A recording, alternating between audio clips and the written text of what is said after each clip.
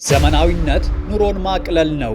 በዘመናዊ ግንባታ ብዙዎችን ባለቤት ያደረገው ቴምር ፕሮፐርቲስ ለእርሶም ቤቶን ከስራውና ከእንቅስቃሴው ጋር ተስማምቶ ኑሮውን ቀላል ውሎውን የማያደክም እንዲሆን በቀላል ዋጋ በከተማችን በአራቱም አቅጣጫዎች በፒያሳ፣ በሶማሌ ተራ፣ በኃይሌ ጋርመንትና በአያት በታማኝነት ከዚህ በፊት እንዳስረከባቸው 7 ሳይቶቻችንና 350 አባወራዎች ለእርሶም ቃላችንን ጠብቀን ከ1 እስከ 3 ዓመት ተገንብተው የሚረከቡ ሳይቶቻችንን አቅርበናል። ከ693 ሺህ ብር ቅድመ ክፍያ ጀምሮ 80% ግንባታቸው ያለቀ ከ4.9 ሚሊዮን ጠቅላላ ዋጋ ጀምሮ ቴምር ፕሮፐርቲስ ዘመናዊ አኗኗርን በቀላሉ። ለበለጠ መረጃ በ0977 148911 ወይንም በ0967 13 0343 ይደውሉ።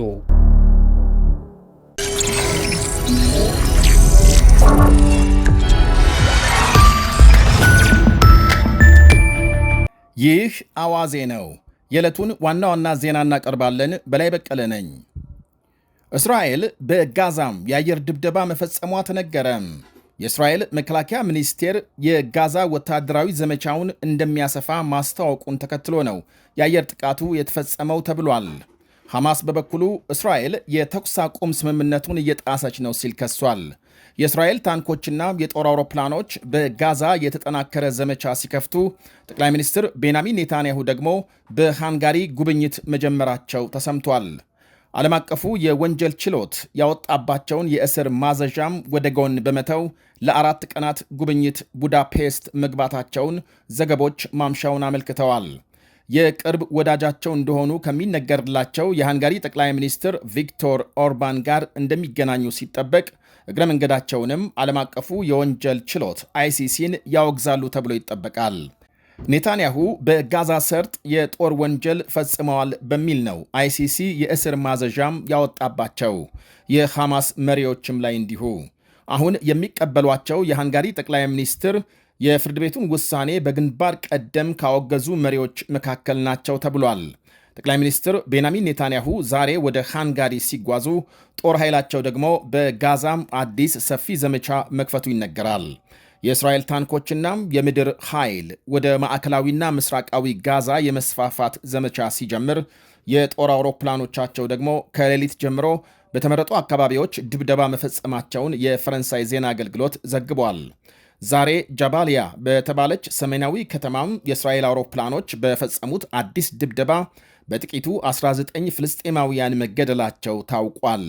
የሐማስ ባለሥልጣናት ድብደባው በአንድ የመንግሥታቱ ድርጅት መጠለያ ጣቢያ ወይም ክሊኒክ ላይ መፈጸሙን ሲገልጹ፣ የእስራኤል ጦር ኃይል ግን ጥቃቱ የሐማስ አሸባሪዎች መሸሸጊያን ኢላማም ያደረገ ነው ብሏል። በሌሊቱ ጥቃትም 20 ሰዎች መገደላቸው ተሰምቷል። የእስራኤል መከላከያ ሚኒስትር እስራኤል ካትስ የሀገራቸው ጦር ኃይል በጋዛ ይዞታውን እያሰፋና ዘመቻውን እያጠናከረ መሆኑን አረጋግጠዋል። ይዞታዎቹም በጸጥታ ዞን ውስጥ የሚካተቱ ናቸው ብለዋል። ከሁሉም በላይ ደግሞ አሸባሪዎችና የሚጠቀሙባቸውን ተቋማት የማውደም ዓላማን ያነገበ ነው ብለዋል መከላከያ ሚኒስትሩ። የሌሊቱ የአየር ድብደባም በግብፅ ድንበር አዋሳኝ የሆኑ አካባቢዎችን ሳይቀር መሸፈኑ ይነገራል። እስራኤል 140 ሺህ ገደማም የራፋህ ነዋሪዎች ለቀው እንዲወጡ ቀደም ሲል ማሳሰቢያም መስጠቷ ይታወሳል። ሐማስ በበኩሉ እስራኤል ባለፈው ጥር ከስምምነት የተደረሰበትን ተኩስ አቁም እየጣሰች ነው ሲል ከሷል። የእስራኤል መንግሥት ሐማስ በእጁ የሚገኙ ታጋቾችን በሙሉ ካለቀቀ ወታደራዊ ዘመቻው እንደሚቀጥል ሲያስጠነቅቅ ካለፈው ወር ጀምሮ ወደ ጋዛ እርዳታ እንዳይገባም መከልከሉን ተከትሎ ሰብአዊ ቀውስ እየከፋ መምጣቱ ይነገራል። አሜሪካም ግብፅና ኳታር ባሸማገሉት ተኩስ አቁም በመጀመሪያ ዙር ሐማስ 33 ታጋቾች ሲለቅ እስራኤል 2000 የሚጠጉ ፍልስጤማውያንን ከእስር መፍታቷ ይታወሳል። የመጀመሪያው ዙር ልክ የዛሬ ወር ገደማ ተጠናቆ ሁለተኛው ዙር መቀጠል ሲገባው እስካሁን ተግባራዊ አልሆነም። ባለፈው ሳምንት የእስራኤልና ሐማስ ልዑካን በኳታር መሰብሰባቸው ይፋ ቢሆንም እስካሁን ግን የመጣ ውጤት የለም። በዲሞክራሲያዊት ኮንጎ ባለፈው ዓመት በተካሄደ መፈንቅለ መንግሥት ሙከራ ተሳትፈዋል በሚል ሞት የተፈረደባቸው 3 አሜሪካውያን የሞት ቅጣቱ በዕድሜ ልክ እስር ተቀይሮላቸዋል። በመንግሥት ግልበጣው ሞት ከተፈረደባቸው 37 ሰዎች መካከል ናቸው 3ቱ አሜሪካውያን። ፕሬዝዳንት ፌሊክስ ቲሽኬዴን ለመግደል ባለፈው ግንቦት በቤተ መንግሥትና በቅርብ አጋራቸው መኖሪያ ቤት የተፈጸመን ጥቃት መርተዋል በሚል ነው አሜሪካውያኑ የተከሰሱት። የሞት ቅጣቱ የተቀየረላቸው በአፍሪካ ጉዳዮች የአሜሪካ ከፍተኛ አማካሪ ለጉብኝት ነገ ዲሞክራሲያዊት ኮንጎ ይገባሉ ተብሎ በሚጠበቅበት ወቅት ነው ተብሏል።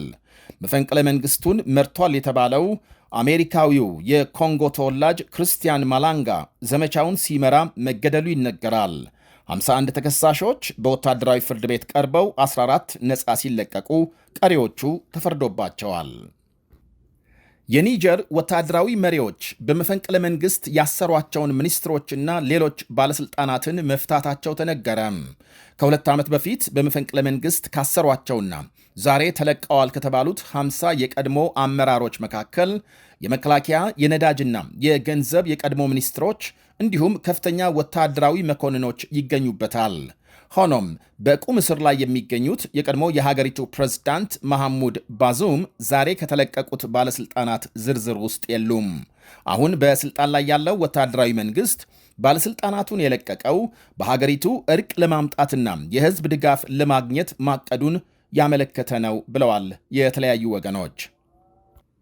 የዛምቢያው ፕሬዝዳንት እንቅልፍ የሚያበዙ ሚኒስትሮቻቸውን አስጠነቀቁም። በካቢኔ ስብሰባዎች ላይ መተኛት ከባድ ወንጀል ነው ብለዋል የዛምቢያ ፕሬዝዳንት ሃካንዴ ሂችሌማ። አንድ ሚኒስትራቸው ወሳኝ በሆነ ተከታታይ ስብሰባ ላይ ለ10 ሰዓታት እንደተኛም ለአብነት ጠቅሰዋል። እባካችሁ የማታ ደስታችሁን በልክ አድርጉት ብለዋል ፕሬዝዳንቱ ግራ ቢገባቸው። አንዳንዶቹ ሚኒስትሮች ሰዓት እላፊ ሲጠጡና ሲጨፍሩ ያመሻሉ መባሉን ተከትሎም ይሄ ደግሞ በትክክል ስራቸውን እንዳያከናውኑ ለሕዝቡ ተገቢውን አገልግሎት እንዳይሰጡ ስለሚያደርግ በፍጹም አልታገስም በማለት አስጠንቅቀዋል። አዲስ ሚኒስትር በሾሙበት ወቅት ፕሬዝዳንቱ ያደረጉት ይሄ ንግግራቸው የበርካታ ዓለም አቀፍ መገናኛ ብዙሃንን ትኩረት ስቧል። በ2021 ከፍተኛ ቁጥር ያለው ሕዝብ የወጣበትን ምርጫ አሸንፈው ስልጣን የጨበጡት ሂችሌማ በመዳብ ሀብቷ የምትታወቀውን ሀገር ኢኮኖሚ ለማሳደግ በርካታ ሥራዎች ማከናወናቸውን የሚጠቅሱ አሉ። በተለይም ከዓለም አቀፉ የኢኮኖሚ አጋሮች ጋር የፈጠሩት የንግድና ኢንቨስትመንት ትስስር ውጤት እንዳመጣላቸው በርካታ ወገኖች ይገልጻሉ። የአውሮፓ ኅብረት በዛምቢያም 110 ሚሊዮን ዩሮ ሲመድብ ከ600 የሚልቁ የቻይና የግል ኩባንያዎች ከ3 ቢሊዮን ዶላር በላይ ኢንቨስትመንት ወይም ደግሞ ኢንቨስት ማድረጋቸው ለአብነት ይጠቀሳል። የሀገሪቱን ዓመታዊ የመዳብ ንግድ መጠኑን ከ800 ሺህ ቶን ወደ 3 ሚሊዮን ቶን ለማሳደግ ግብ አስቀምጠው እየሰሩ ነው ይባላል የ62 ዓመቱ የዛምቢያ ፕሬዝዳንት። በመጨረሻም ታዋቂው የሆሊውድ ፊልም ተዋናይ ቫል ኪልመር ከዚህ ዓለም በሞት ተለየ። በቶፕ ገንና ባትማን ፎሬቨር ፊልሞቹ በተለየ የሚታወሰው ኪልመር በ65 ዓመቱ ከዚህ ዓለም በሞት መለየቱ ተዘግቧል።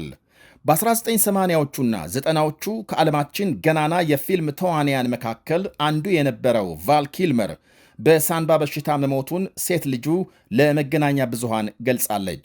ኪልመር በ2014 እንደ አውሮፓውያኖቹ አቆጣጠር በጉሮሮ ካንሰር ታሞ ኋላ ላይ አገግሟል ብላለች ሴት ልጁ መርሰድስ። በርካታ ታዋቂ የሆሊውድ ተዋናያንና ዳይሬክተሮች በቫል ኪልመር ሞት ሐዘናቸውን እየገለጹ ናቸው። ዘመናዊነት ኑሮን ማቅለል ነው።